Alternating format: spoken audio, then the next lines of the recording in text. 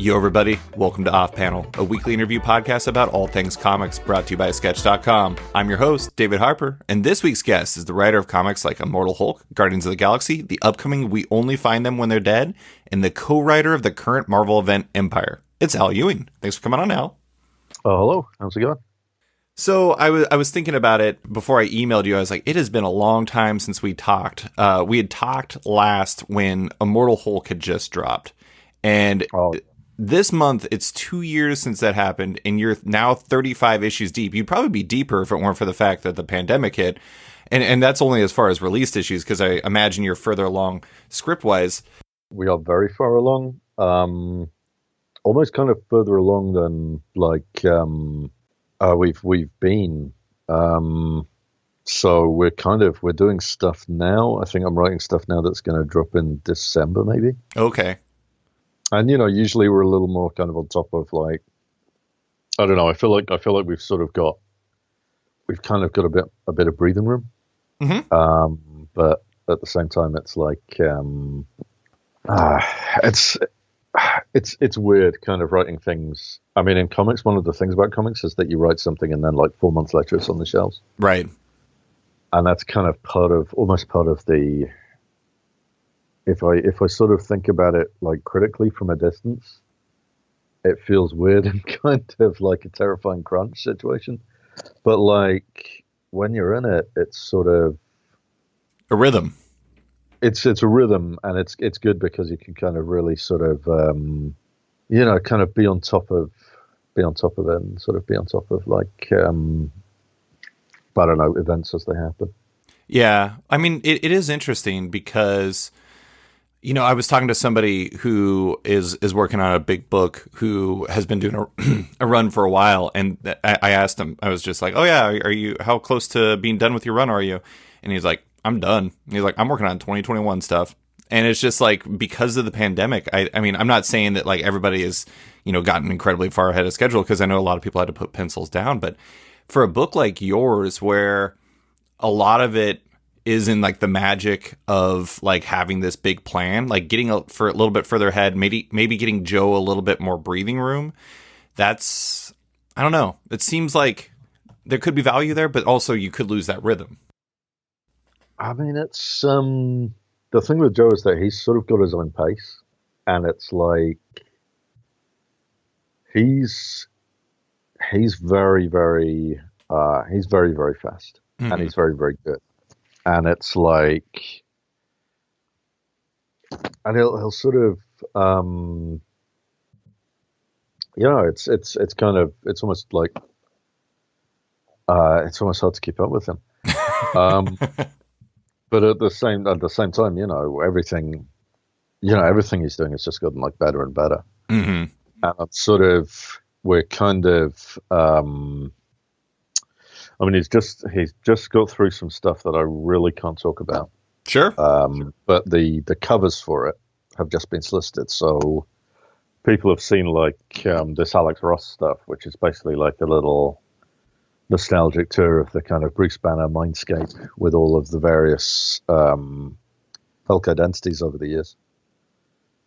And it's and that cover sort of writes a check in a way. It's sort of asks, it's basically saying to long-time Hulk fans that what is inside this cover is going to be huge. Right. And it is, but nobody's guessed. Yeah, I mean, that's the thing sometimes is once you start hypothesizing, it's just I don't know.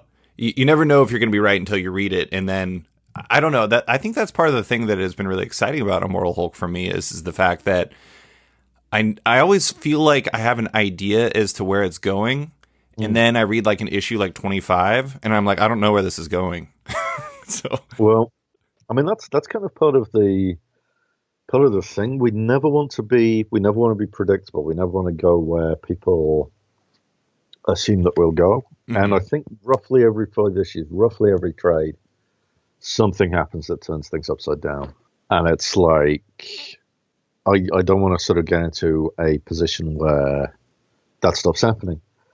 It does. I feel like the Hulk fans have sort of stopped trying to predict what will Sure. happen because I know that's a problem. People will sort of look at covers which are done, months in advance of the script, often with very little sort of. I mean, with Alex Ross, I know roughly what's going to be in the issue, so I can sort of give him an image, and most of the time he'll take that image, put a spin on it, like make it 100 times better than I could have imagined. Sometimes he'll just junk it and do his own thing, and that'll be amazing.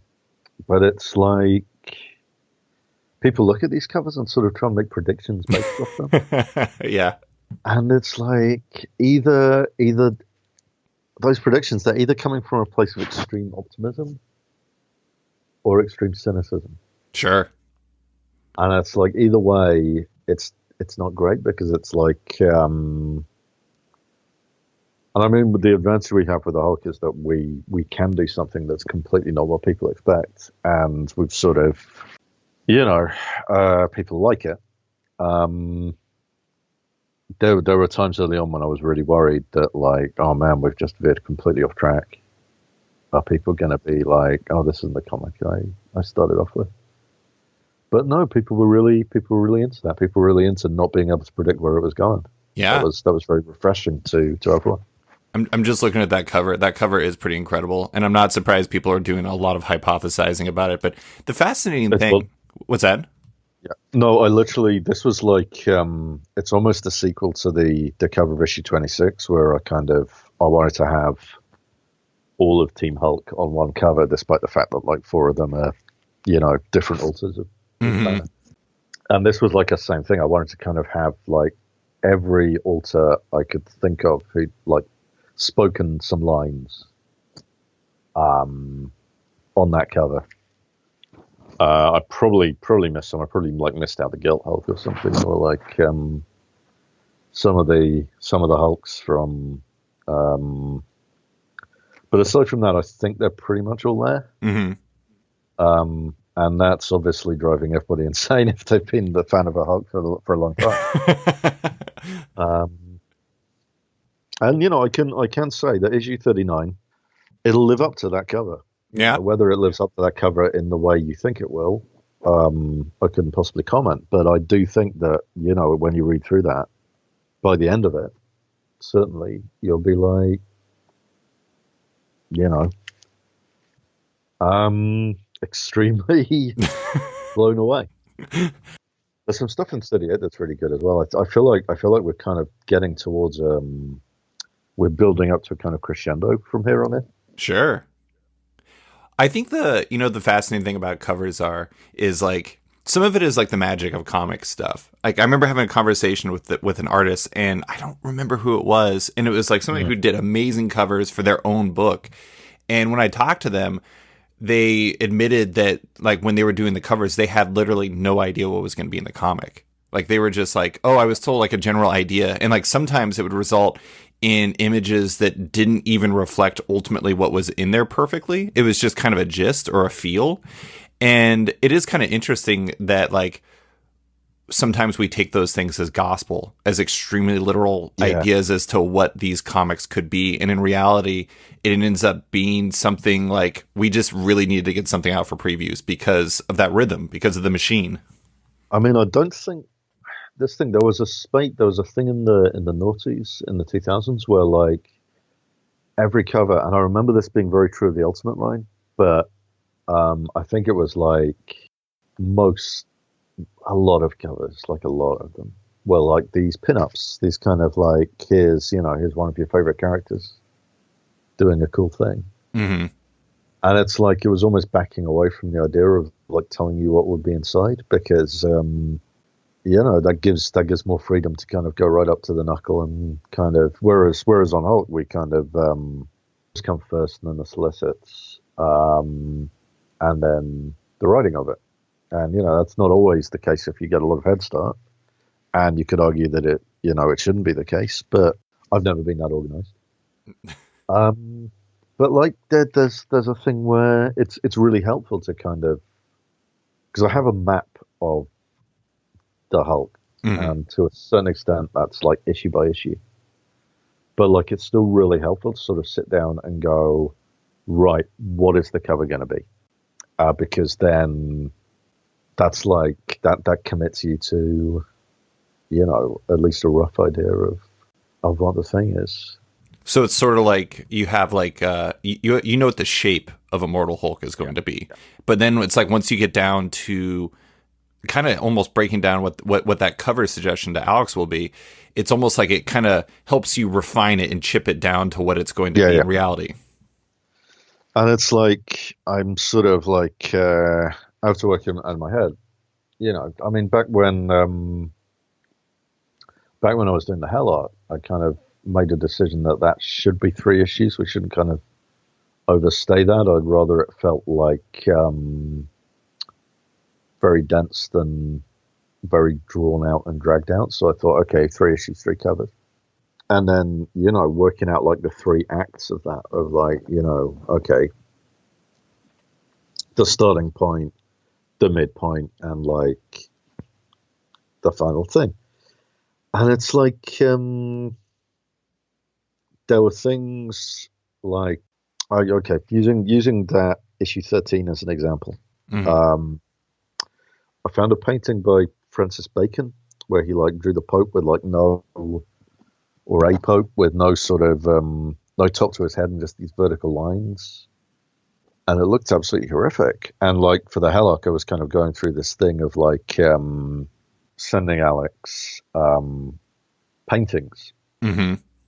and then basically going like, whatever this inspires, and here's roughly what's going to be in the issue, but like seriously. And like a lot of the kind of, I mean, I was about to reveal a secret, but probably wait until like after it ends, just to but it's more of a kind of, how this idea came to be. Sure. But or how this visual came to be. But like Banner in that sort of chair made of light, that was a thing that Alex drew so well that I was like, oh, okay, let's give this to Joe as reference. Mm-hmm. And just because I thought it looked, and Joe did an amazing thing with it and kind of gave it a spin. Mm-hmm. And like, yeah, it's kind of really that's the kind of thing where it's like the choosing the cover is like it's part of the process, but at the same time it should be very symbolic. I think if the cover is like a sort of 1-to-1, you want to tack towards it not being a total lie, Mm-hmm. but at the same time there should be room to kind of say that like, oh, this is symbolic, Right. especially on those pin-up covers where it's like it's literally just characters kind of flexing. I'm going to make an unnecessary analogy, which I always do, but it's kind of like, the way I look at it is it's kind of like Instagram, where people post things on Instagram, but at the same time, it's like, it's not necessarily representative of the truth. It's just a version of the truth. And it's like, from there, it can go in all kinds of different directions. Like there's the Instagram effect where it's like, people look happy in this picture, but are they really happy? And it is interesting because I feel like you can go in a lot of different directions off that. Also, I just looked at that Francis Bacon painting and it is horrifying. It is great. I mean, I love what Alex has been doing. I love what Joey's been doing. It's just really, when we get like a really kind of top-notch issue out, it's extremely satisfying to know that's kind of waiting in the hopper. And I think like 38 and 39 are both going to be extremely, extremely, like there are issues of Immortal Hulk, like issue 19 was one of these. But like there are issues that kind of hit people even more so than usual. And I think we've got 2 of those in a row. So that's very satisfying. I was going to ask about that because number 34, the leader issue, with Butch Geis on art, and that, the leader has never been a character I've had a great affinity for. I mean, I like him, but he's interesting because he's a flip side of the Hulk. He's a gamma character that instead of becoming strong and dumb, he became smart and a normal guy. And I didn't expect to love that issue, but honestly, I think it might be my favorite issue because I love the way that you use that to look at death in comics and like exploring his perspective on it through the recordings he was making. Because it's, I don't know, one of the things I think is really interesting about the way that you work is like, it's almost like you kind of identify these attributes of comics that are kind of undefined, and like you take them and then you almost like use them and in a way that kind of defines them in a real way. Is it's like I don't know, it's like comics are always like a periods of ellipsis. It's always there's like that extended thing, and most of the time they don't get to that because like they finish their story and they don't go back to that point. Like, you know, Zemnu's a great example, a character that like Yep. near as I could tell could do literally anything, and you use it to do some genuinely horrific stuff. Like, you made me feel bad for Dario Agger, who like Joe Bennett did the single scariest thing with. But I don't know. Yeah, that was. That was monstrous. Have you been surprised by what people have connected with? Because like I said, I just did not expect a leader issue to be maybe my favorite issue of the run. I mean, at this point, I've learned to have a degree of faith in, because like the readers have followed me on, because there are so many times I thought, okay, this is, they're not going to follow me here. But it's like, I feel like as long as you don't stop, because I feel like we've sort of demonstrated with Immortal Hulk that like the readership will follow you places. Like, and I'm kind of thinking of some of the political stuff, Sure. but also like some of the religious stuff and some of the extremely, like the Hulk in Hell arc is like narrated by a mysterious voice. It gets into some quite academic sort of, has a quite academic tone, quite a sort of lecturing tone, and it's very. I remember thinking like, wow, 11's going to be, that's got political stuff and religious stuff and this complete tonal shift. I'm asking a lot, and people got really into it, and then they were thinking. I mean, even as far back as issue 4, which didn't have the Hulk in it at all, except in flashback. I was expecting people to be like, and that's some people's like favorite issue. That's where the book really took off for some people. Mm-hmm.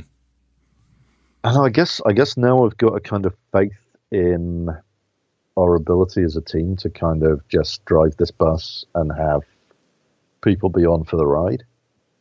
And again, like I was saying, for people to kind of understand that, yeah, it's going to change completely every like 5 issues or so. Mm-hmm. And that is part of it. That's part of the kind of the identity of the book. So yeah, it's kind of I'm still a little surprised because I was expecting like that leader issue. Mm-hmm. It was like the first issue. It was originally designed as like a breather issue after a massive kind of that big like 2 issues in one kind of. I mean, that was something like, it was what, 30 pages. Joe did 30 pages, and then Was that the last Zemnu issue? yeah, 33. But Yeah. there was a lot going on. It was very dense because it was like it had to do a lot as well. But like the idea of 34 was just to kind of follow that up with almost a breather, and also to kind of get into the, we've just revealed that the leader is behind the scenes, just to get into that. But I was kind of expecting, especially after the hiatus, Right. I was expecting people to kind of, I guess, take it as a slow issue. Mm. But no, people were really, really into it. And like, same with 35. And I mean, I think there are some things, I think the closer we tack to a normal issue of a superhero book, the less people like it. Those are the ones people don't like. That's so interesting. But they're happy to like that. They know that, like, give us, an issue, 2 issues maximum, and it'll be like, oh yeah, no, we're back to this again. It feels, yeah. I mean, it's interesting because I don't know, like that feels meaningful to a certain degree because there's been so many things about Immortal Hulk that have been a bit atypical for a superhero book. I mean, last time you were on, we talked about how you all were building in those breather issues for Joe, where you would get. I mean, the first one I think was issue 3, where you had several different artists on board to depict a scene from different people's perspectives. But then, I've had Ryan Bodenheim on board, Butch Guice, et cetera, et cetera. And it's been, I mean, like, that's something that I really like. I mean, a lot of this stuff, I honestly wish that more publishers would kind of take on. But I did want to talk about the political thing that you'd mentioned, because you'd said in an interview that Immortal Hulk has political stances because the Hulk, like, unlike other projects you're working on, like Guardians of the Galaxy, is a character you can do that with. And that's that fundamental. I mean, I kind of feel like, I mean, having since, I mean, there's stuff in the last issue of Guardians that you could say is sort of has a political message to it. Sure. But it's like, I do feel like with the Hulk, it's kind of baked in almost from the start. I mean, sorry, I've sort of interrupted before you could ask the question, but. Sure. Well, I mean, I guess my ultimate question though is like, do you think the reason why the Hulk can do stories like that in a way that, some other Marvel characters might not be able to is like because of its connection with anger, that like the character is almost timeless in the sense that anger is as well, because it's just such a fundamental nature of the character. I mean, like you look at the Zemnu arc and it's like it in a lot of, I mean, you have a literal bull who represents capitalism going up against an angry crowd who's trying to like basically stop them. And it's, I don't know. I'm like, I don't think you could do that with a lot of different characters. And I wonder if it's the anger that almost kind of it's all rooted in. I mean, there is that. I think probably and certainly like, I mean, I was noticing this, I mean, since God, 5 years longer, but yeah, the kind of the attitude towards anger. I feel like there's been times when, it's been something that, you have to kind of, anger's been seen as this thing that is very undecorous, that you have to kind of bottle up, that is uncouth. Mm-hmm. This like the decorum thing where you and I feel like what's happening in the world now is that people are sort of getting in touch with like a level of righteous anger, and like it's a little difficult because you can't really talk about anger without talking about the kind of anger that's sort of whipped up by media to pursue an agenda that's completely opposite from the people who are in the streets protesting, expressing righteous anger at the injustices of society. There are people who are like attempting, people on the media front who are attempting to kind of, and I have to be careful there too because that's getting dangerously close to like the fake news media, right? But like, I'm from the land of.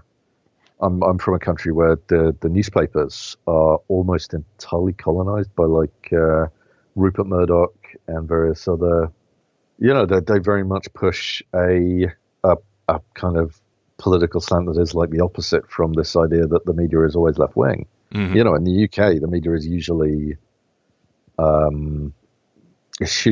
very far to the right, with a couple of exceptions, and it's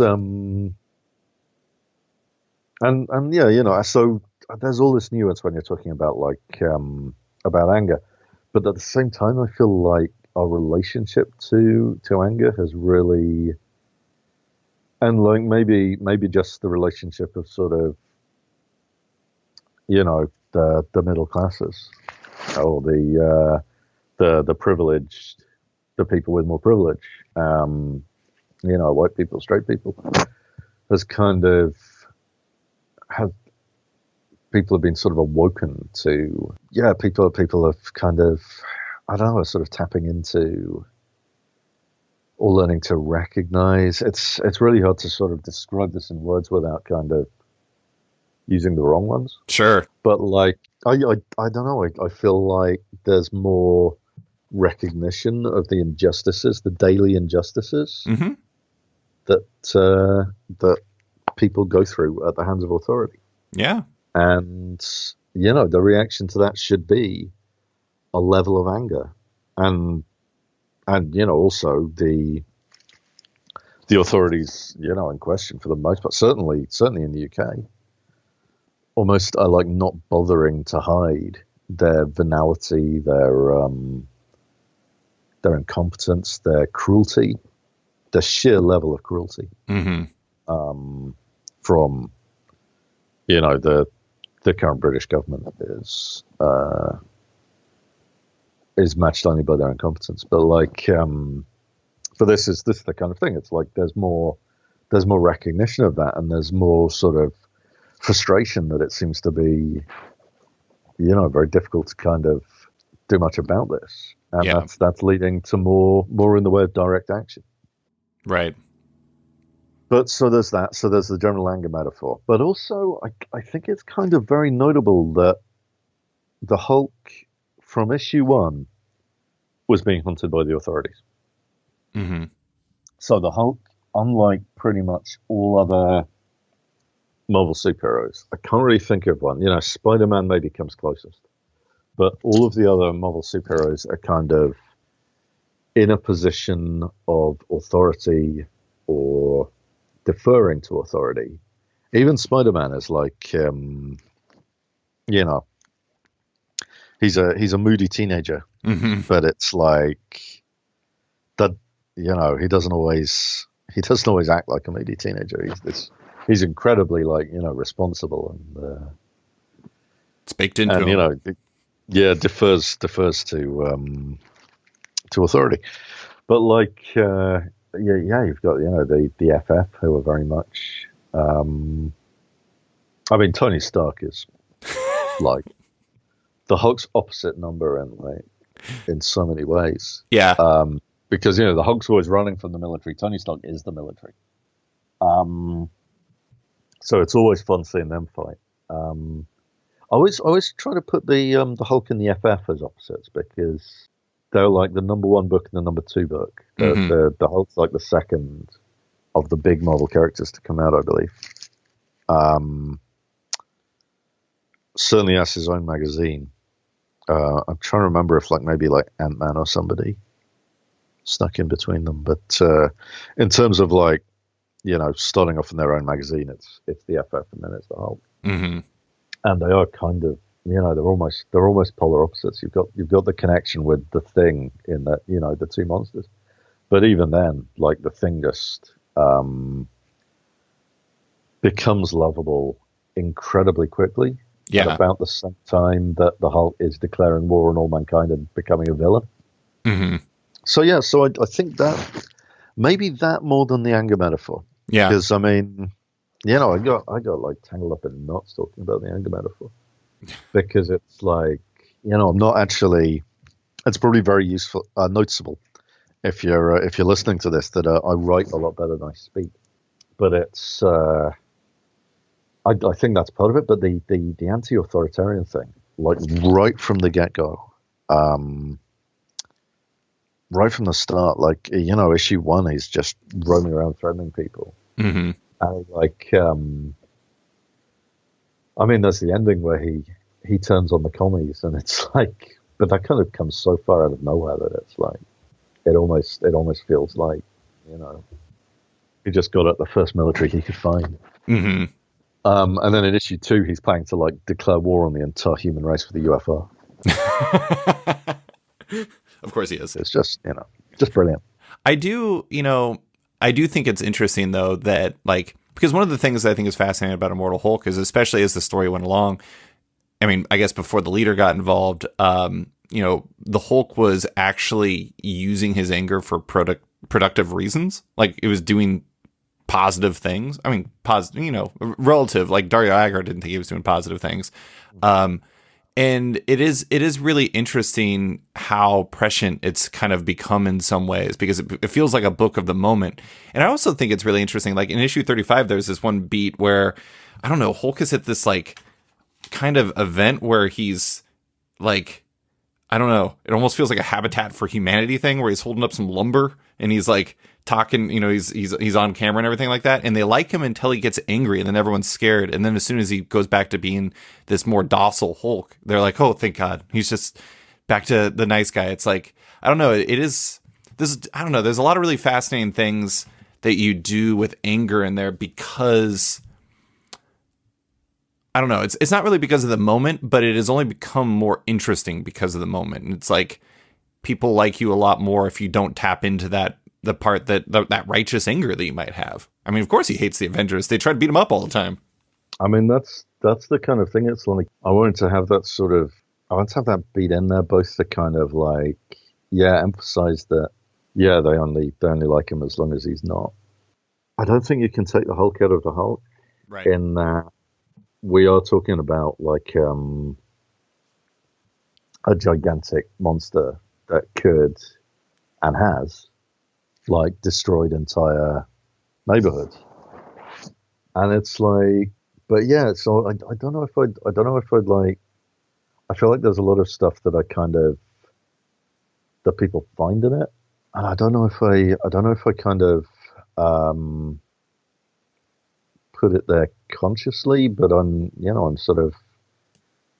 happy to take the credit. Sure. But like, it's interesting because I would have written that pre-coronavirus, I think. Right. Originally, maybe I'm trying to remember, because I know in letters pages we start having things basically saying, I don't know where you're going to be when you read this, kind of thing. Yeah, I think that was in 35. So, and there's basically, I would have kind of done that like as a plot beat, and then it would have been drawn, and then I would have done the dialogue, and then I would have done the letters page. So it would have been dialogue during coronavirus. Yeah, I think I think I wanted to kind of show how fragile this new acceptance of the Hulk was. Right. That like, he can do an amazing thing. He can sort of like save New York and expose the bad guys, but that only kind of lasts as long as he's, I don't know, playing ball. Yeah, it's a tenuous relationship he has with the rest of humanity. I do think it's interesting how so you talked with Matt O'Keefe for my site Sketched, and about about continuity amongst other things. And I do think, a lot of this stuff is kind of similar to continuity, where it's like, if you look at the totality of your, Marvel work, it looks like you're this master planner who knew exactly what he was going to do like a decade ago or whatever. And that like, you were like, okay, I'm going to do this, and I'm going to work into this, and I'm going to work into that. And a lot of it, and this cheapens your work, so I apologize, Al, but it's like you fake it till you make it. It's like you kind of build those connections as you go along. And it's interesting how it works too, because it's like continuity is such a double-edged sword, because, your book is interesting. I was just talking about this on the Sketch forums. It's like the only book one of the only books that has actually referenced Krakoa's current status beyond like, all it is though, is it's just like one quick mention. I think Bruce Banner says one quick line about it, and that's it. And I do think that's interesting, because it's like, you want continuity to be consistent, and like it can like reference your work and everything like that. But as soon as I kind of feel like as soon as you start positioning around events in the Marvel universe, like if you're talking about like, oh, Krakoa's got all that crazy stuff going on, let's talk about that for several pages. Then it's like, when you go back to it and somebody hasn't read any of the House of X, Powers of 10 stuff, and they're reading Immortal Hulk, they're like, what the hell is this? It's like, it almost kind of dates it, like pop culture references. I mean, it's like, there's definitely a consciousness of that. Mm-hmm. I mean, to come back to the earlier point, I do build on stuff. I'm not a planner so much as, I kind of Occasionally I do plan. If I think, okay, I know how this is going to end now, then I'll sort of tack towards that ending. But often I'll just sort of plan, often I'll just like build on what has come before. Or like I'll be very interested in like something that I've sort of started moving towards, and I want to think more about it and do more with it. But basically, yeah, in terms of with Hulk, we right from the start we came at that from a different angle than my other work, because I was very tired of getting cancelled. Yeah, And I was tired of like sales dropping, and I'd sort of identified some traits that I had, which maybe I should like sell in a rethink vial. or exile Mm-hmm. or excise, but like thing, and part of it was like the desire to connect with the rest of the Marvel universe, and I'm kind of getting back on that. Mm-hmm. With Guardians. Has a lot of connective tissue, but I'm sort of, rethinking. I'm rethinking my approach there, and I'm trying to kind of do that in a different way. But like certainly with Hulk, it was an experiment in like never tying in. Mm-hmm. And there are things you start noticing. Up until the hiatus when we decided we had to do one, but up until then there was never a recap page. Mm-hmm. Because it's like we don't want to start the reader off basically saying you need to have read something else. Right. There's never an editorial caption because saying, asterisk as seen in such and such, because we never want to tell the reader they need to read something else. Mm-hmm. All prior continuity is like explained on the page. References to other books are like conversational in that like, and the same way that if you're watching like a film in the 70s, a gangster movie in the 70s, one of those like Friends of Eddie Cole or something, one of those sort of 70s noirs, they might, depending on what year it is, they might mention the gas crisis. You don't need to know about the gas crisis. No. It's just a line of dialogue. Right. And it's like, so yeah, and there's a lot of effort we go to try and make it its own thing, and also, see, I'm gonna say timeless, and that is a very wanky thing to say about one word. But the meaning there is that like I want somebody to come back to this in 5 years, Right. and not have to know what, say, War of Realms is, because we kind of skipped that one. And like there are things we tie into. Basically, there was the Defenders thing, which was sort of, for me, that was almost an experiment in like how to do a tie-in with Immortal Hulk. Mm-hmm. And so that was where we kind of got into the 30-page special. Basically functions as an annual, and we're basically doing one of those we did one for Absolute Carnage. We're doing one for Empyre. We're gonna do. There's gonna be others, but it's like the idea there is that there's a level of distance. Sure. We can cut off from the. It's like people can just read the main book. Right. There's nothing that comes out that's ancillary to the main book. Sometimes in the trades I think we're probably going to include the 4 pages from Incoming, like when it drops in the trade. Mm-hmm. This Zero issue that's coming out, I don't know. I suspect what we might end up doing, and we've been talking a lot about this, but what we might end up doing is having, however many trades the actual story is, and then like a trade of Apocrypha. And I think we're actually going to call it Apocrypha. Nice. But Feels like a fitting word. Yeah. And I think the extra pages from the Zero issue might end up going in that. But like, the point is that people will be able to come back to this stuff in how many years. And, hopefully we'll have done it in all the formats. And the idea is that they can pick it up and read through it and kind of not have to know what was going on at the time. Yeah. I think it's interesting because when I look at the history of comics and I look at my favorite comics, the vast majority of them are kind of like that. They're like the ones that are I'm not saying tie-ins are bad. I'm not saying connecting with the rest of the continuity is bad, but it's like, it does feel like those stories that are able to stand on their own two legs are more interesting. And, to transition a bit to the Guardian stuff, I do think it's interesting. I'm not saying that you're doing the same thing, but I feel like the vibe you're going for is maybe like a little bit more similar to like the Abnett and Lanning, the DNA stuff. And even in like this is like, I find one miniseries that is an absolute killer that actually weirdly stands alone pretty well. That I've reread a lot of times that people forget about is Annihilation Conquest Star-Lord. It's a 4-issue miniseries from Keith Giffen and Timothy Green II.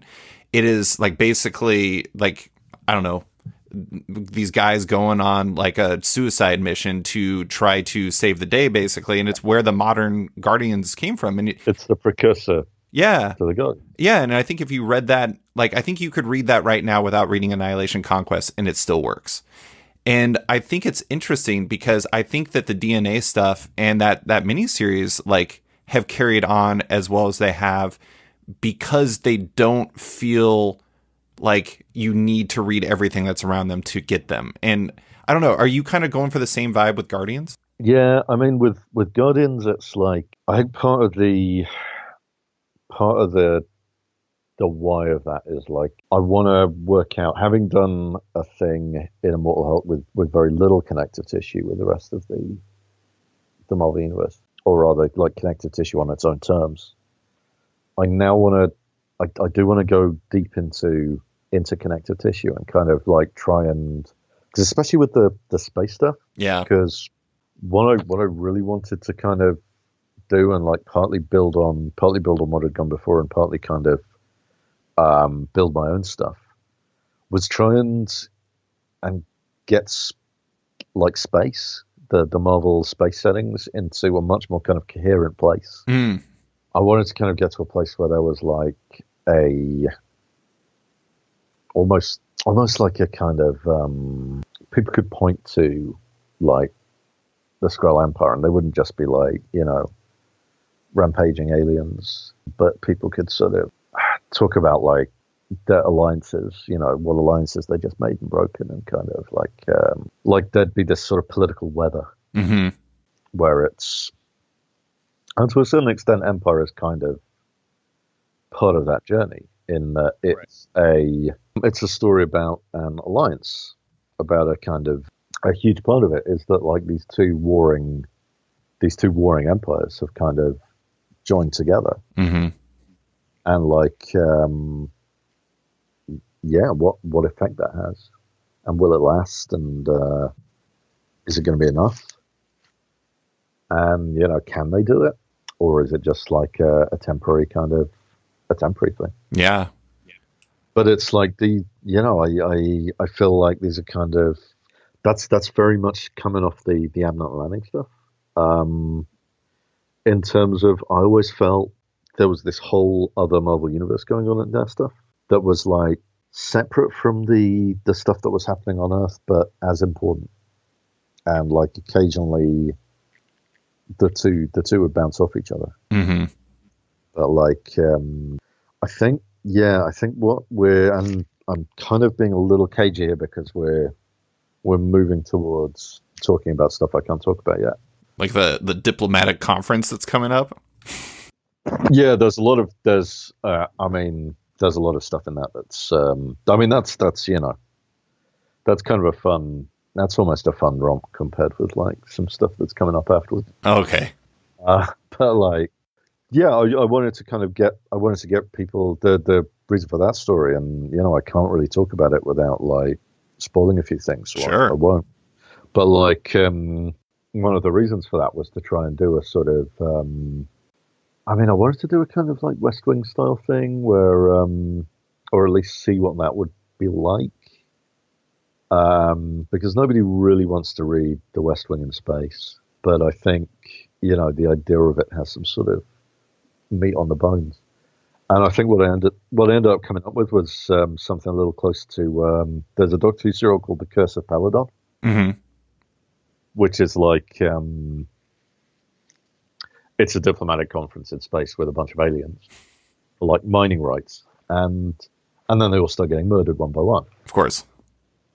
And like, Doctor Who is there as like a detective pretending to be the Earth ambassador and trying to solve the mystery. And this Guardians arc, it borrows a lot from that. And in the solicits, we've come out and said, yeah, there's a diplomatic conference, and the diplomats are getting murdered one by one. And it looks like Marvel Boy did it. And it's like, yeah, there we go. That tells you, you read that and you know whether or not you want to read that story. Yeah.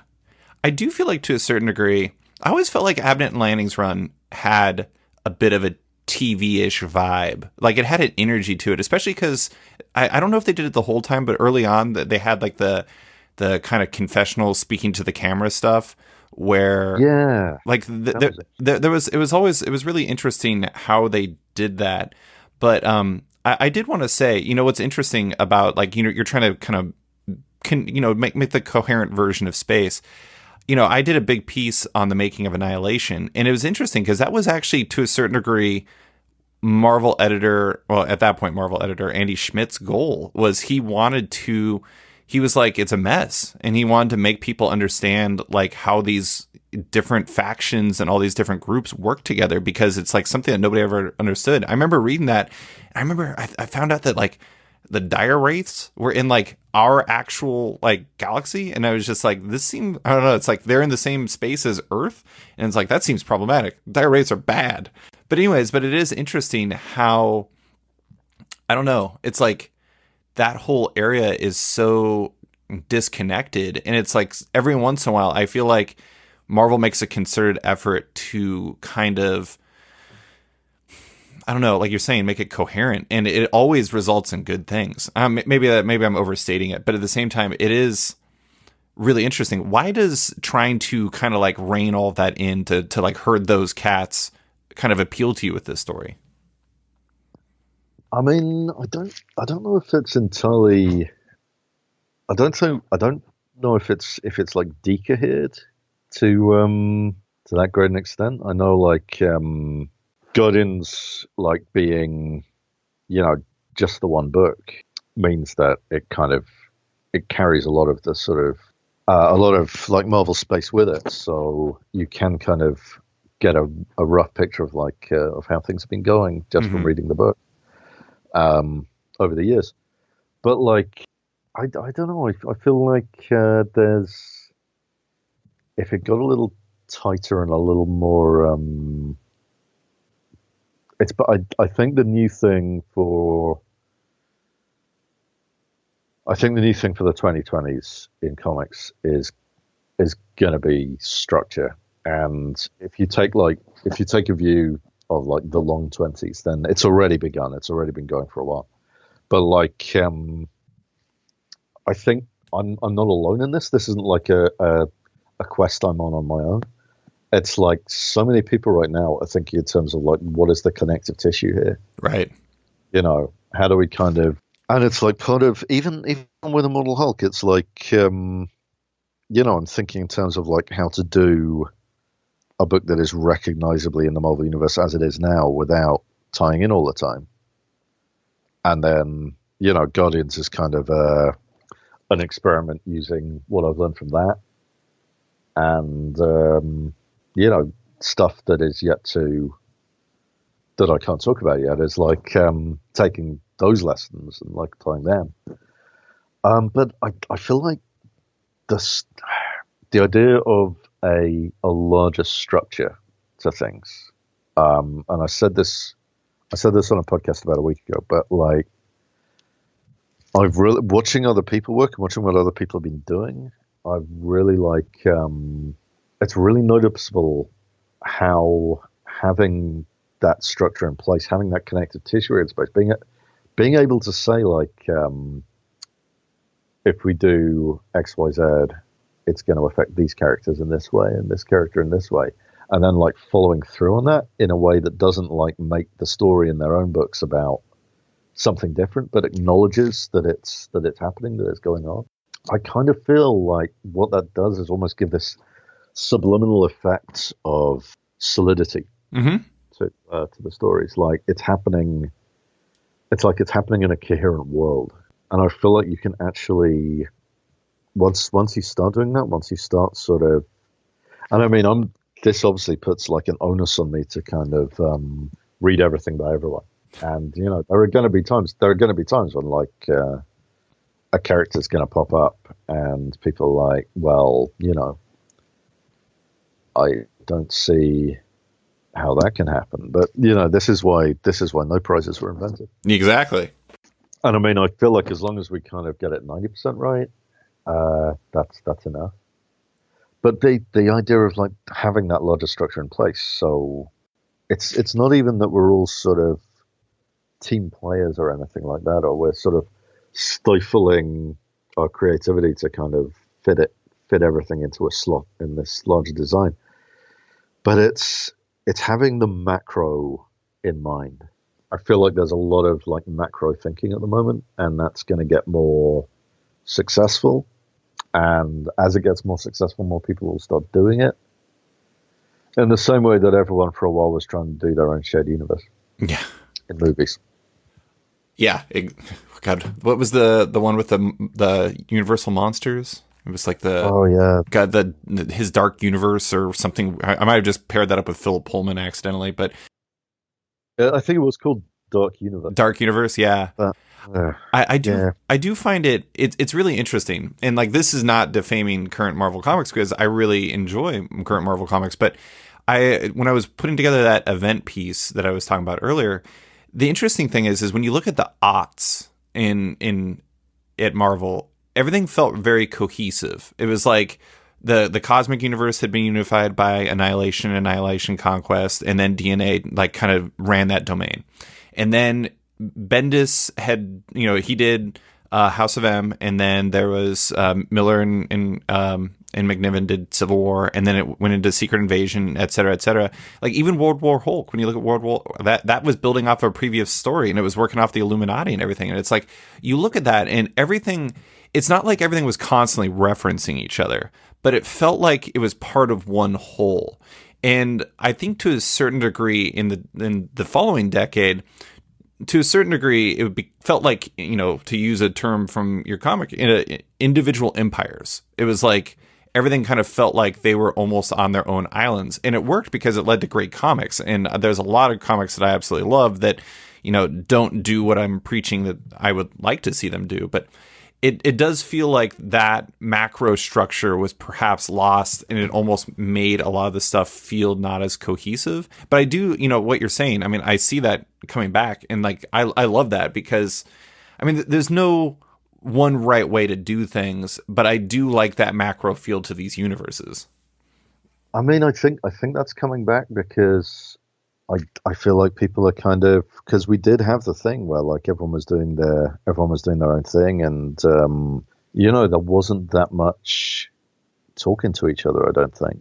But you know, we did get some amazing books out of it, and it was almost like I think amazing books were like able to come out of that period of that thing of like not having to how do I put this? I mean, there are a lot of books that just feel very individual. Mm-hmm. And I'm thinking, I mean, I guess one example would be Squirrel Girl. Yeah, that's exactly what I was thinking. You know, that was like not, that almost had its own continuity. But like, you know, it was wonderful, and, you know, it was very charming and witty and exactly the kind of book that needed to exist in that moment. It was the kind of book people were hungry for. Mm-hmm. And yeah, basically, I feel like the thing now is people are sort of taking that spirit of individuality, that thing of like, well, let's do the comic I want to read, but almost tying it to this macro sensibility. So it's almost like we're starting to get the best of both worlds. And I kind of feel like that's how it goes in comics. There are these pendulum swings. Yeah, it's very cyclical. But at the same time, they're kind of, I guess, yeah, there's there's these pendulum swings between like one way of doing it and another way of doing it. Like I guess if you want to sort of map things out, then the 90s were a very sort of individualistic time with a lot of kind of the people who would go on to become Image kind of doing their own thing and creating their own, basically, turning over a couple of tables. The 80s was, you had the Jim Shooter thing where everything was, every story was somebody's first and everything had to be Kieran's, and, you had to have your can't must moment and all of that stuff. And then, right back to the 70s and the Marvel 60s, you could make a case for this pendulum swinging. But I think every time it swings, you kind of either learn from what came before and like immediately before and sort of build it in, or even reacting against it is like a form of taking lessons from it. Yeah. And honestly, that goes from Marvel and DC too. I mean, look at 80s to 90s from DC. Whew. Going from adult to like insane. I mean, I was very much in the 90s. I feel like I was more of a DC person. I like a lot of 90s stuff. Yeah. The super soap opera was that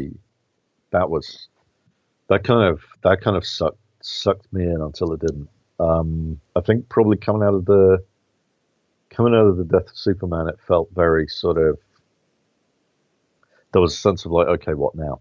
Right. And I mean, the death and return of Superman was just this sort of almost this peak of the soap opera. Yeah. Where it was just like, this is what it's all been building towards, since Man of Steel is like all of this stuff. It was just beautifully done as well, the whole sort of world without a Superman thing and, the Fourth Superman and all this stuff. It was just like bang after bang after bang. I kind of feel like at the same time or after that sort of, that started a lot of stuff like with increasingly diminishing returns. Yeah. They killed a lot of people then. Yeah. They tried to kill more, but they didn't succeed. I don't know. I feel like there are a couple of people who could have stayed dead from the cull of the 90s. Oh, I'm 100% behind that, or in agreement with that. I do, in regards to the structure, do you feel like is something, or would something like Incoming and like obviously Empyre, because that's just like events are kind of like the backbone of Marvel to a certain degree. Would those two, because like Incoming is interesting because it touches on all aspects of the Marvel universe, but also like builds connectivity between them because it's like literally people going from one page to another page and talking to somebody else and everything like that. Are those kind of like structural pillars almost to a certain degree to what you're talking about? I mean, Incoming was an interesting one. That was almost an experiment. I don't know. I don't believe we're doing it again this year. We might be, but I don't know if there are plans for it. I don't know about them. Sure. But like, and everything's changed now. All the plans have been like, I don't know what. Yeah. Plans look like now. Pandemic changes a lot. Yeah, exactly. But like, it kind of came out of a lot of structural ideas in terms of oh, we should do a thing on the very last Wednesday of the year. We should do a thing that tease up these big ideas that we're having, and this is around the time I was sort of like, I think this, I'd been talking about a Kree Skrull piece for a while. I think the idea sort of came back around through editorial, but a lot of people were sort of into it. But there was talk of like, well, maybe this is where we start making some moves towards that. And there was also like a suggestion that they're being made in rumors like, well, if we're doing a big book at the end of the year, why don't we make it a look back and a look forward and a kind of a New Year celebration and like, and have the whole Marvel Universe. And then I'm trying to remember the exact order of events here. but like I'm pretty sure that it kind of fell under the purview of like Empire. Of Hmm. like, okay, this will be a thing that is connected to Empire. Therefore, you know, what does it look like? Is a question that like I mean, I was the one who basically talked about like blocking out 4-page chunks, Hmm. like 24-page chunks. So as it turned out, I think it was like 21 or 22 4-page chunks. And then basically having, and that would be, there'd be like a kind of murder mystery, but also it'd be a way for people to kind of talk about stuff they were excited about in 2020 and like get into some things that we were building up, some sort of events, some kind of but also, you know, if a lot of people are going to pick this up who say weren't picking up Captain Marvel, we could get Kelly to, like, you know, during her 4 pages where she advanced the plot a little bit to talk about what Carol Danvers was up to. And, Right. like, and there were, I don't know if it was 100% successful because there were some chunks that were only what people were up to or what they were about to do. And like the sort of murder mystery of it also dropped out of things a little bit. But, you know, it was an experiment. Yeah. And I think it came out all right. It came out pretty great. But like, yeah, we were. I mean, that was a stealth Empire thing. That was, you know, before. It's no coincidence that the two people who have the most pages in there are me and Dan. Yeah.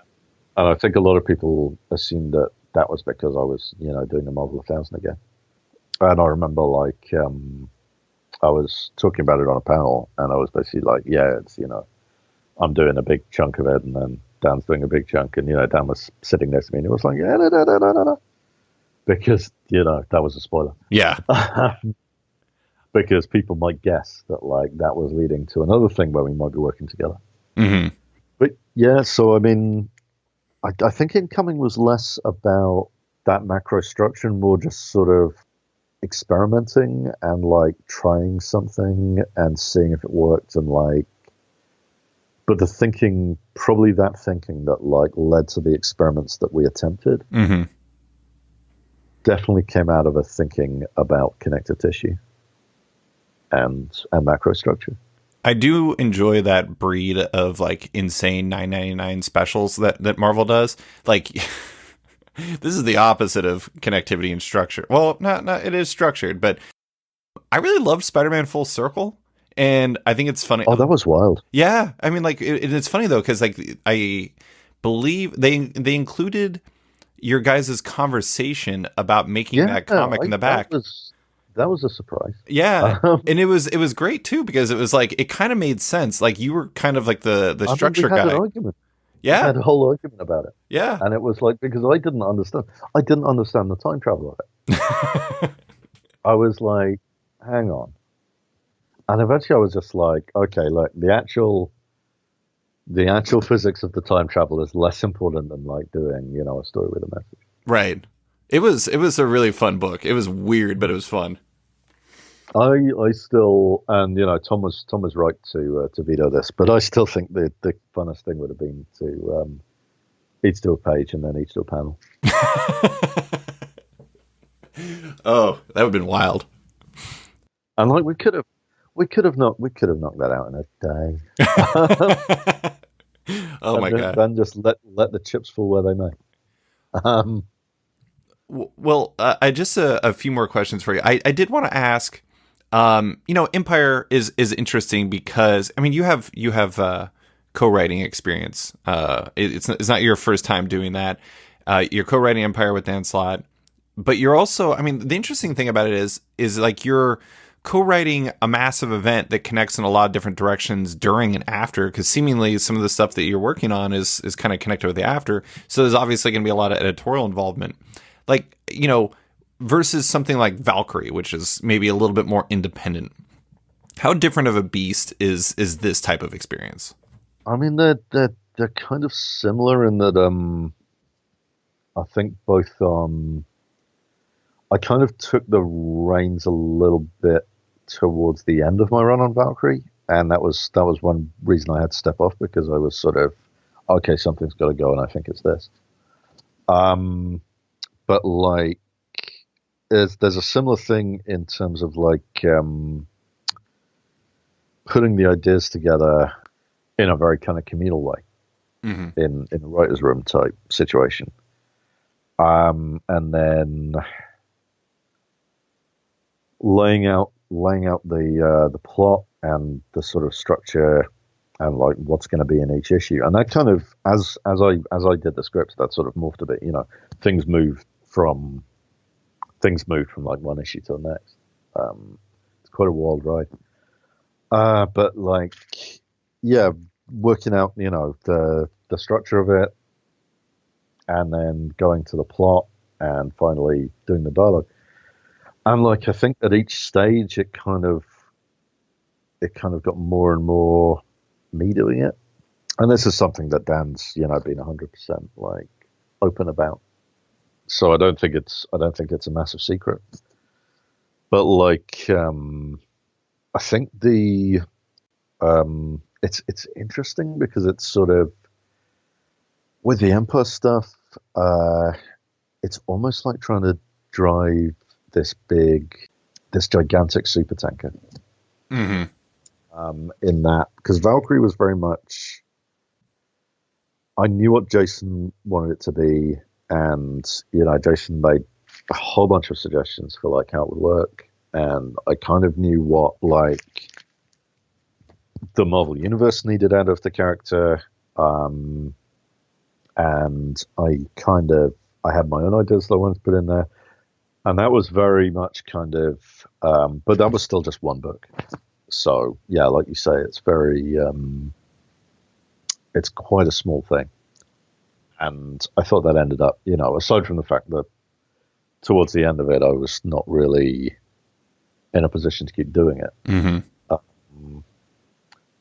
That was just like a kind of, there's, I'll give a TED talk on that someday. But it's like, just like a story of like wants and needs. But like, basically something had to give as a short version. It ended up being Valkyrie. And I'd always said I'll just be on for the start of the book, and then at some point I'm going to have to hand over to somebody. And Torrin Grumbeck has done a very good job. Is amazing, yeah. And there are loads of people who are like, oh, now the book really feels so much more like Asgardian and kind of like part of the Thor universe and sort of mythic. And I feel like she's been so great at like hitting those beats of like mythic grandeur, where it's like, I think under me it was almost like a kind of quite classical Secret Identity type book. And I mean, that's all part of what Jason wanted, which is he wanted it to be joyous. He wanted it to be like a really fun read. Yeah, it's like kind of a classic adventure comic in some ways. To get back to Empyre, sort of being like a writer on like an event type thing, there's a lot more.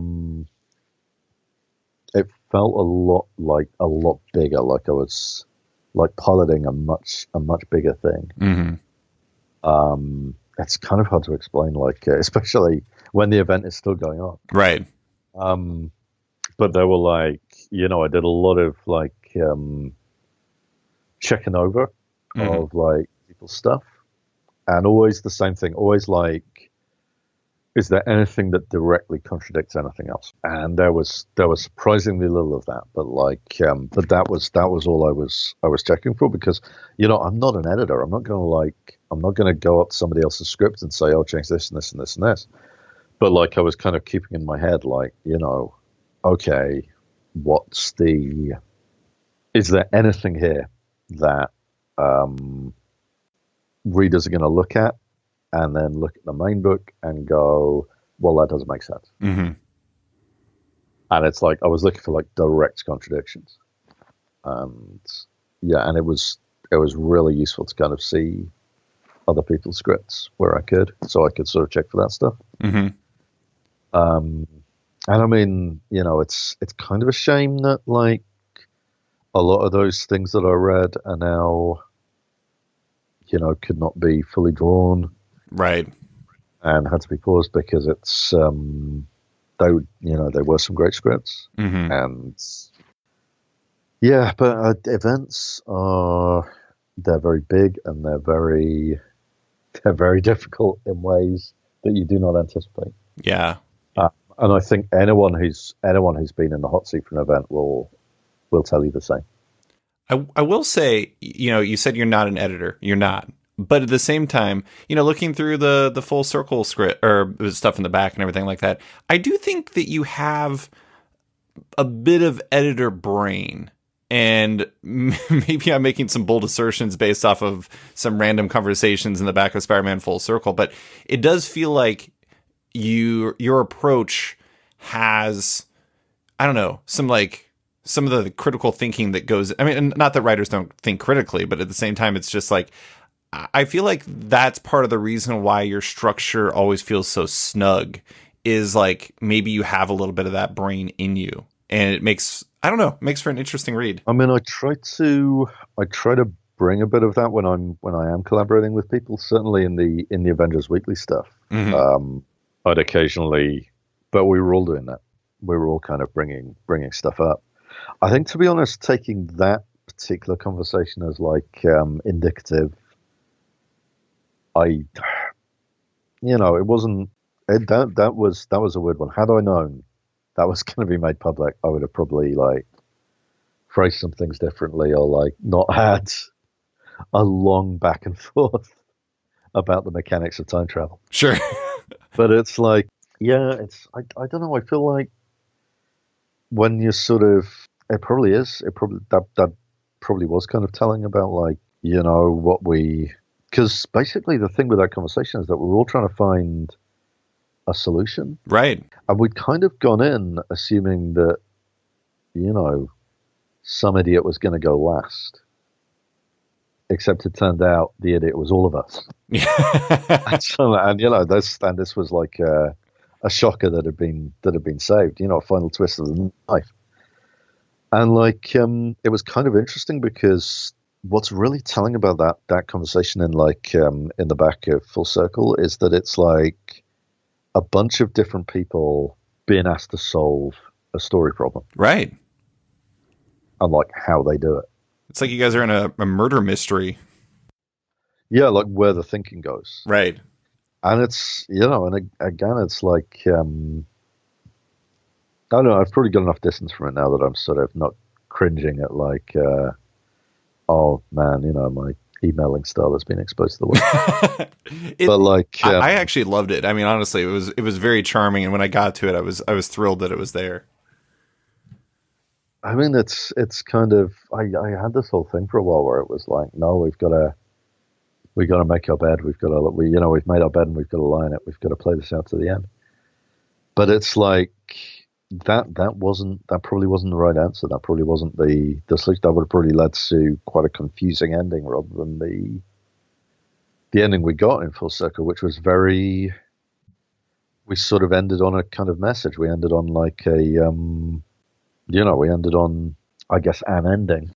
And, Peter Parker went away having learned something or come to a realization, and that was the right move. And that was how it should have been. So but yeah, I don't know. I just remember like kind of being right into it, except like just having to have the time travel like painfully explained to me. I mean, it reminds me of what Mark Waid says, that he, like, one of the things he loves when he writes is when he likes to put himself in a corner and then he has to figure out how to get out of it. And like, basically you guys were collaboratively trying to figure out how to get out of that corner. Yeah, doing the same thing. And I mean, I'm sometimes the same. I'll sometimes like, I'll have to I'll be in a position on a Hulk thing where it's like, okay, I need to get him into a place or sort of out of a place. There's one recently. There's one coming up in 40 where I have to I knew I knew where I put him at the beginning and where I wanted him to be by the end. Mm-hmm. And it's like there was a real sense of like, okay, well, I could do it this way, but that's not very satisfying. Or I could do it this way, or like, what is the actual shortest route? And it's this, and that's actually pretty clever. Mm-hmm. But it's also, and it also makes for a good scene. And it's like, and obviously this, but it is, that was a thing where I didn't know when I sort of, I put the Hulk in a position at the end of an issue where I was really like, okay. And then I had to sort of, leave like the larger situation bubbling, but get him out of the immediate situation. And, when people read 39, they'll understand what I mean by that. But it's like, and then it's like, I didn't know what his next move would be. Mm-hmm. I had sort of trust that I would come up with it, and it'd make sense. And it would make sense in the context of like Joe's art, where he's sort of, it's like, I can't, oh man, we're getting deep into spoiler territory, but it's like, I had to think of a way out of a situation that I put the Hulk in, and that was a problem. That was a problem solving exercise. That was like a having to kind of go in and go, because it can't just be like getting him out. It's got to be getting him out in a satisfying way that makes for an exciting couple of pages that like is only so many pages because he needs to be over here at this point. And it needs to make sense, and it can't be a thing where the readers go like, oh, that's stupid, or, this seems like it wouldn't work. And yeah, there's a lot of that. There's a lot of that in kind of sequential comics, because it's planning things out to the extent where you know what's going to be on every page and in every panel is impossible, and also would probably lead to some dull comics because you wouldn't have, ideas that you have while you're doing it couldn't like sneak up on you. Yeah. Well, just a couple more questions. I do want to bring up, I had a chance to read your upcoming Boom series, or first issue of your Boom series. Yeah. We only find them when they're dead. It's a new sci-fi epic from you and the honestly unbelievable Simone DeMeo, whose work is just astonishing. Yeah, it takes place on the edge of space where humanity is harvesting the corpses of giant alien gods to survive, and it follows Captain Malik. Is it Malik or Malik? I'm not sure. I think it's Malik. Okay. To be honest, if somebody were to say to me, actually it's pronounced Malik, I would like 100% believe it. Okay. Well, and his crew, as they try to find something they probably shouldn't to get an edge. The funny thing, the funny thing about the series is like when I first saw the title, I was like, man, this is like it's a really long title. And then I read the first issue, and by the time you get to like the second and third pages, which are just basically showing the title, I was like, well, that's the absolutely perfect name for this comic. It is like completely perfect. I love the first issue. It is absolutely incredible. I don't want to get too deep into it because I know you can't really talk. Pretty much anything you say would be a spoiler for it. But I do have to ask, like, why was now the time to do your own thing alongside your busy Marvel schedule? Because I mean, it seems like your Marvel weight is only increasing. Like adding this on top of it. I mean, what made this the time? I think it was the time. I mean, really, it kind of had to happen now, because like, with the Hulk stuff, there was a lot of interest, but also I've been wanting to do a create your own series for like some time. I know there's also been like a lot of lead time on this. There's been a lot of sort of preparing to do this. Mm-hmm. But like, so, I have been like thinking about my Marvel commitments, and this as well for a while. So it's not like I'm kind of, there's been a few jobs where I've been like, I can't do this right now. I've got too much on my plate. And like, that's been one of the parts of that equation. But like, it was definitely time. I mean, it was probably time to do this like 3 years ago, maybe, but like, certainly now, with people, There's a weird thing. There's a weird position I was in before where people really liked what I was doing, but not enough people were buying it. Right. And it's like I kind of feel like I've sort of turned the corner in terms of like now would be a good time to do some creator owned stuff and sort of have people and see how many people kind of pick it up and outside of Marvel. And also it was just it was a very convenient time for a lot of reasons, but like one of them was that I have been talking to artists about doing this. I've talked to like a few people, but the answer was always like, "Oh, I'm working on like so many other projects right now. I can't do it." And yeah, I had the opportunity to work with Simone, who is an incredible talent, and like and to kind of to sort of build it with him together. He's like he's absolutely the co-creator. Like he's kind of come up with all the designs and all of that stuff. So it's like it's very much a two-hander. And yeah, the opportunity arrived, and I felt like it was already late in the day. So to let it kind of go even further because I had a lot of Marvel work on. I don't want to end up only doing Marvel work until my style of writing sort of falls out of fashion. Sure. And, the hungry kids kind of come in and sort of, as they should, drag me to the guillotine. Well, I mean, it is like. Oh, sorry. Go ahead.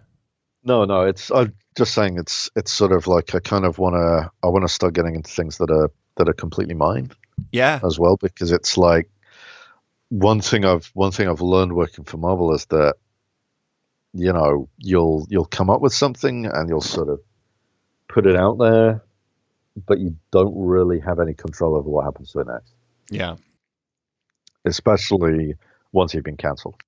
I do think it's really interesting, though, because, like, you have three different options of when you could kind of get into this. One, you could do it, like you were saying that you wanted to do this, like, 3 years ago. And, like, you could argue that might have been too early. And then if you did it after your Marvel commitments were gone, you could maybe say that was too late. And maybe you don't have the same heat you had. And so it's like, the interesting thing about creator-owned is it's like, you look at the kind of influx of people who went to Image in, like, the early 2010s, and like your Rick Remenders and your Jason Aaron's and et cetera, et cetera. I mean, obviously they've done their own creator-owned work before, but them going to Image at the time that they did, coming off of things like Uncanny X-Force and Wolverine, the X-Men, and et cetera, it built an environment where their books could be more successful because it's like, people will read your stuff because of Immortal Hulk or because of Guardians of the Galaxy or because of Empyre. And like, it sounds very, Dario Agger-ish, but at the same time, it's like you have to strike while the iron's hot, and it's like you don't want to put yourself in a position where a book that you really care about is going to fail because you did it at the wrong time. I mean, that's the advice, and it's advice I've sort of had, in the past where people have said, you need to do a creator-owned book before you're 40, and you need to, you've done enough, you've got enough people who like your stuff now. You can, you've built a brand of sorts. You can do stuff and people read it. And it's like, yeah, but there's also that thing of like, there's also the behind the scenes of it, of sort of getting people to kind of, I mean, I've never been great at pitching indie stuff. And having the kind of the desire for it from Boom. Mm-hmm.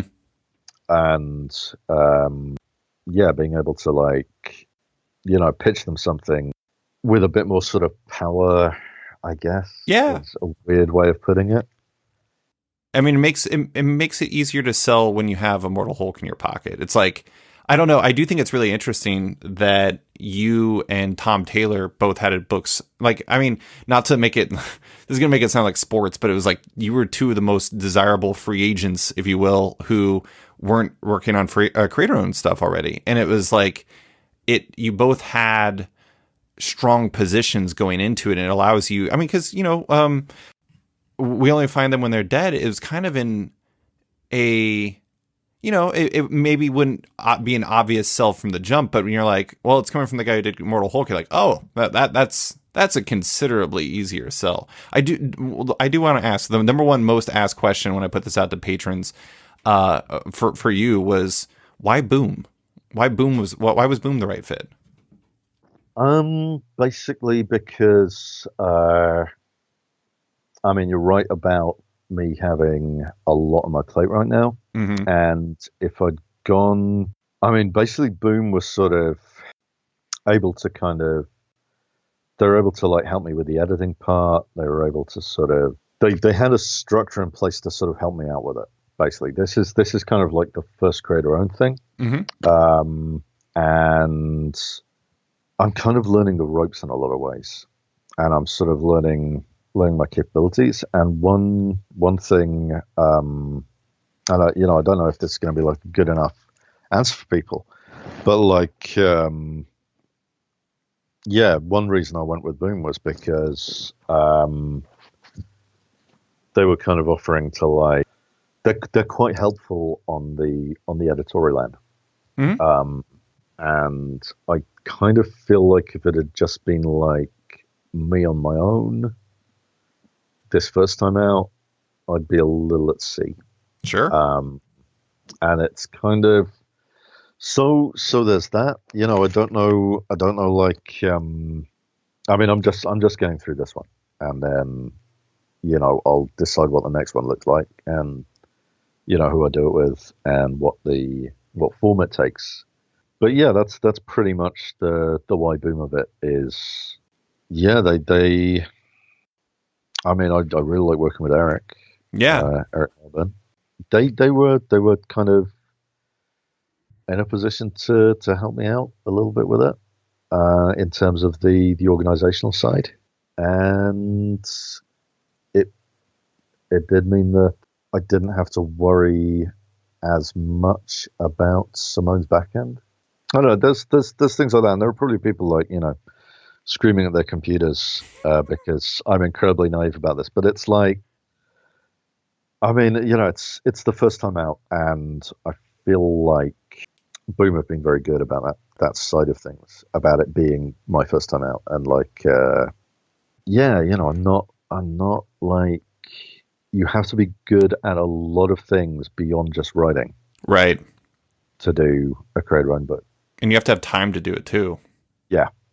You need a lot of time. You need a lot of you need to be good at things like marketing and editorial, and sort of all of the things that I am not good at, but I'm willing to learn. Sure. But I don't want to do a thing where I'm kind of like, where my sort of learning on the job lets my co-creator down. Right. So sort of the boom thing of like, we can help out with this. Yeah. That's kind of something to lean on. And it's like, I don't kind of, like I say, Eric's really good to work with, and so far it's been a good process. It's been a very forgiving process. Yeah. In terms of like, the ability to learn the ropes of the creator-owned thing, and kind of do that. Yeah. So yeah, I guess I'd say the why Boom is because they have that ability. And I'm sure Image would have done the same, but like Boom were asking after me, so. Yeah. I mean, the interesting thing is, so like I've said this a lot in the podcast, but Eric Stevenson once told me that it's just like, creator owned isn't necessarily for everyone. Now that also can be creator owned, like the Image style creator owned isn't necessarily for everyone all of the time, because when I had Rob Guillory on the podcast recently, he does Farmhand, and he was basically describing it as like not just making a comic, it was like running a small business. And that's an overwhelming amount of responsibility. If you just want to make a comic and you need like a kind of a small business starter kit, if you will, like, working with somebody like Boom makes sense because they build a structure for you to exist within. Yes. Versus Image, which doesn't have that. That's it. I don't want to make it sound like I don't want to work with Image in the future, and like I don't want to do that small business thing. But yeah, for a first time out, for a dipping my toe into the creator own waters. Yeah, it's there is that choice of kind of, and you know, I've had conversations with Eric Stevenson as well, and once, and like I say, I'm sort of doing a bunch of Marvel stuff, and I'm doing this, and that's kind of taking up my bandwidth for the moment, but Sure. that will change, and it's like, and the you know, it's I've had ideas for other things that I think could do well as creator own things, and you know, we'll see where I take those, but it's like, yeah, I don't know. I mean, I'm probably sort of outing myself as some sort of business, some sort of business. So, but it's like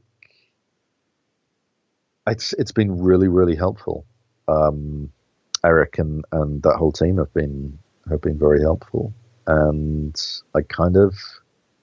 I sort of want to give an honest answer to the question. I also feel like I don't want to kind of make it sound like, you know, I regret going to Boom with it, because you know, Boom were kind of, you know, I had this idea. I didn't have an artist for it. I didn't kind of have Boom were very good at helping me make the connections and put the pieces together. Yeah. And I mean, I think if I was going to pitch this to Image, I might be in a situation where I was still sort of looking for the artist and working out how we were going to, you know, deal with it. And having conversations which were basically yeah, I'm already doing a thing. Yeah. So yeah, the advantage of working with Boom is getting all of those blocks in place, and being able to kind of go from there. Yeah. So yeah, you know, I don't know. Well, so the last question is the hardest question I have. It's from writer Vita Yala. Oh, cool. Yeah. They asked, what is your favorite song to sing at karaoke? Yes, it changes. I can give a number of them. I've always had a lot of success with I Would Do Anything for Love, but I won't do that, because you can do it seriously and you can do it as a comedy song by singing both parts. I always enjoy doing Rocket Man in the style of William Shatner. Oh yeah. I like Johnny Remember Me. I think that's John Layton, but yeah, basically, there's a few biggies. There's songs I'd like to sing at karaoke, but they're never in the thing. I'd like to do more Billy Bragg. I'd like to do you know, some more sort of, because I only ever seem to do karaoke in foreign lands. Mm-hmm. So you know, there's always a limit to sort of, but yeah, maybe a few more. Yeah, I think probably it's gonna have to be Meatloaf. It's gonna have to be the Meatloaf, because that's just such a It's fun. It's a good choice. It's such an all rounder. Yeah. It's such a meat and potatoes kind of you know, it covers so many bases, and it's a good one. It's a good one to sort of warm up when you haven't, you know, when you're still getting into it. It's a very forgiving song. I kind of like Beyond the Sea by Bobby Darin, just because it's like a good vibe song, and you can hold a drink while doing it, and it's just feels like you're doing a bit for Bobby Darin. That is a very nice one. Yeah. I do love that one. There's loads. I mean, I think probably the thing I miss most about not doing conventions is not doing karaoke. I bet you're one of many who say that. Like Jim Zub, I know he is like a karaoke maven. He is the man when it comes to that. So I imagine there's a lot who are missing it this weekend because it's San Diego weekend. Yeah, it's very rare at a comics drink up or a sort of a gathering that somebody won't suggest. I mean, at Stanley's wake, that thing they held in New York where everybody spoke, and you know, it was very beautiful and very kind of very touching, and there was a lot of you know, it was was really great to be invited to that. But I kind of sort of linked up with Kieran and a couple of other people, mostly to open the queue because the queue was insane for that. But afterwards, there was a sort of post formal function gathering in Madame Tussauds, which had some very nice punch and some sort of like really. It's nice to kind of wander around Madame Tussauds and sort of check it out. But very, very quickly, we began planning a karaoke exodus and getting numbers, and like it's like planning a heist. You're sort of like, hey, you're kind of sidling up to people and going like, "Hey, karaoke, you in?" And it's like, yeah, we ended up like doing karaoke, like not. We spent like a respectable amount of time honoring Stan Lee, but like, yeah, karaoke happened. Of course, as it always will. I love it. But I do miss that. I miss a lot of things about our current situation, but like I do especially miss karaoke booths, and I don't know when those will be back, and I don't know if the karaoke joints will survive. Yeah, and it's very sad. I do wonder when that experience becomes like a virtual experience, or if it loses a lot because of that. But we could go deep into the world of karaoke and pandemics and everything else. But Al, that is all I have for you. Thank you so much for taking the time. I really appreciate you taking all the time. No problem. Thanks for listening to this week's episode of Off Panel with writer Al Ewing. You can find him on Twitter at Al_Ewing and his work in Immortal Hulk, Guardians of the Galaxy, Empyre, and the upcoming We Only Find Them When They're Dead. As a heads up, Off Panel is once again brought to you by Sketch.com. Check out the new version of the site and consider subscribing for access to all the site's content and its members only forum. If you're a fan of Off Panel, make sure to check it out on Patreon. If you back the show in there, you not only support it, but you get early access to each week's podcast, access to weekly content, and more.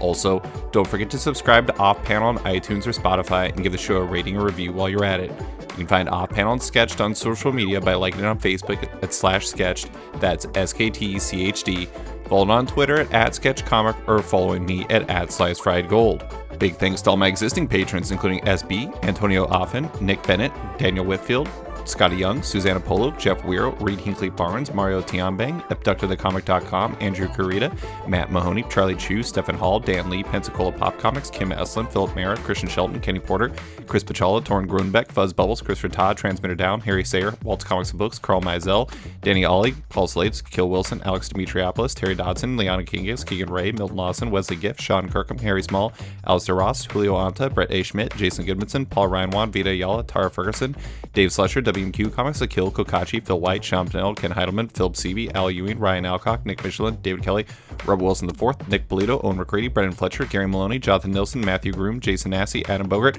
Xavier Files, Matthew Taylor, Tyler Turner, Nick Patera, Jacob Sorelli, Ford Gilmore, David Baraldi, Ira James Udaskin, Nick Hall, Bjorn Basin, John Hendricks, Steve Anderson, Ian Maxfield, Cliff Cheng, Benjamin Shipper, Colin McMahon, Chris Palmer, Scott McGovern, Nathan Fairbairn, Kat McKenzie, Greg Rucka, Adam Highfield, Fiona Staples, Chris O'Halloran, Mark Abnett, Mike Murphy, Michael Shirley, Tom Barnett, Jim Debinakos, Norbert Niccolo, James Kaplan, and Mission Comics and Art in San Francisco.